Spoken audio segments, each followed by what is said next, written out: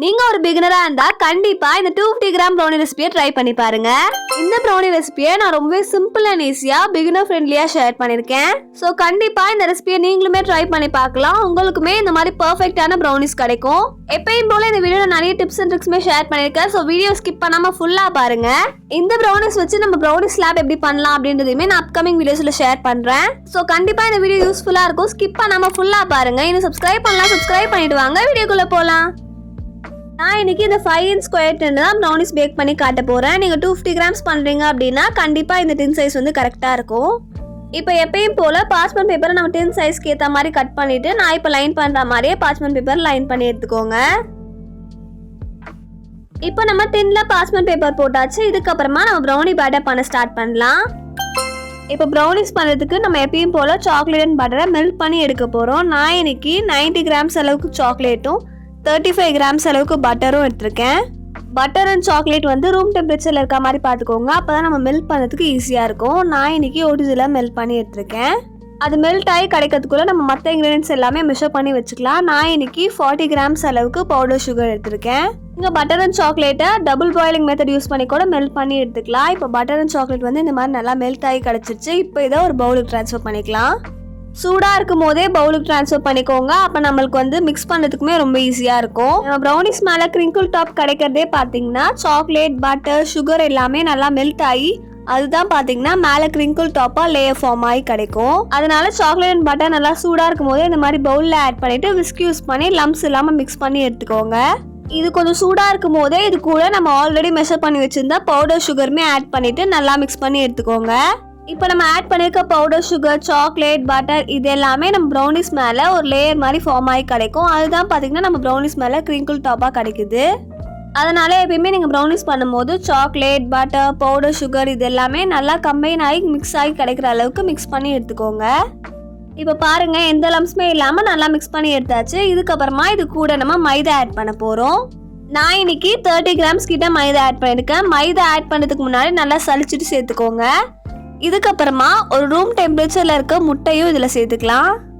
முட்டை கண்டிப்பாக ரூம் டெம்பரேச்சரில் இருக்க மாதிரி பார்த்துக்கோங்க. நம்ம யூஸ் பண்ணுற எல்லா இன்க்ரீடியன்ஸுமே ரூம் டெம்பரேச்சரில் தான் இருக்கணும். இப்போ நம்மளோட இன்க்ரீடியன்ஸ் எல்லாமே ஆட் பண்ணியாச்சு. இதுக்கப்புறமா விஸ்க் யூஸ் பண்ணி ஜென்ரலாக மிக்ஸ் பண்ணி எடுத்துக்கிறேன்.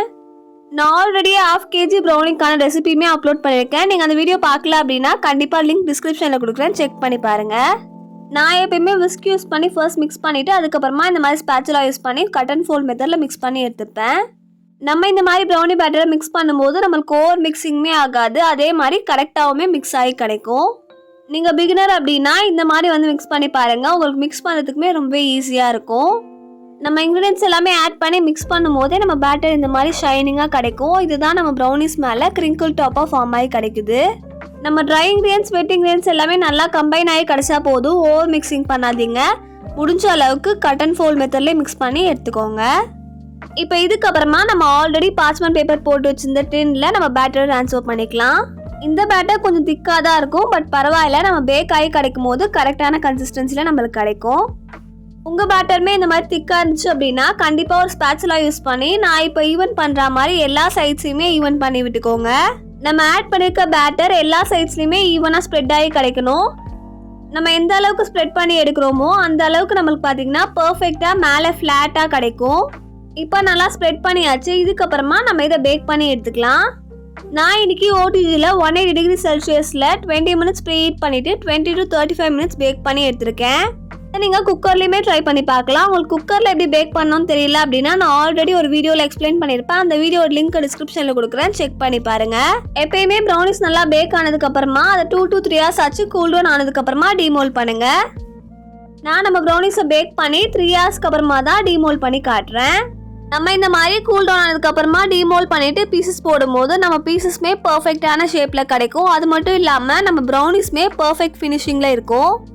இப்போ பாருங்கள் நம்ம brownies எவ்வளோ பர்ஃபெக்டாக பேக் ஆகி கிடச்சிருக்கு அப்படின்னு. கண்டிப்பாக இந்த ரெசிபி ட்ரை பண்ணி பாருங்கள். அதுக்கப்புறமா உங்களுக்கு தேவைப்பட்ட மாதிரி இதை நீங்கள் பீசஸ் போட்டுக்கலாம். நான் இந்த brownies வச்சு brownie slab எப்படி பண்ணலாம் அப்படின்றத நெக்ஸ்ட் வீடியோவில் அப்லோட் பண்ணுறேன். அந்த வீடியோவில் இந்த மாதிரி கேக் டாப்பர்ஸ்மே எப்படி நம்ம வீட்டிலே பண்ணலாம் அப்படின்றதையுமே நான் வந்து ஷேர் பண்ணுறேன். கண்டிப்பாக அந்த வீடியோலாம் பார்க்கணும் அப்படின்னா சேனலை சப்ஸ்கிரைப் பண்ணிக்கோங்க. அப்போ தான் அந்த வீடியோ போடும்போது உங்களுக்கு நோட்டிஃபிகேஷன் வரும். இந்த ரெசிபியுமே கண்டிப்பா ட்ரை பண்ணி பாருங்க. ஸோ அவ்வளோதான். நெக்ஸ்ட் என்ன வீடியோ வேணுன்றதையும் கமெண்ட்ல சொல்லுங்க. நெக்ஸ்ட் வீடியோல பார்க்கலாம். டாடா, பாய்.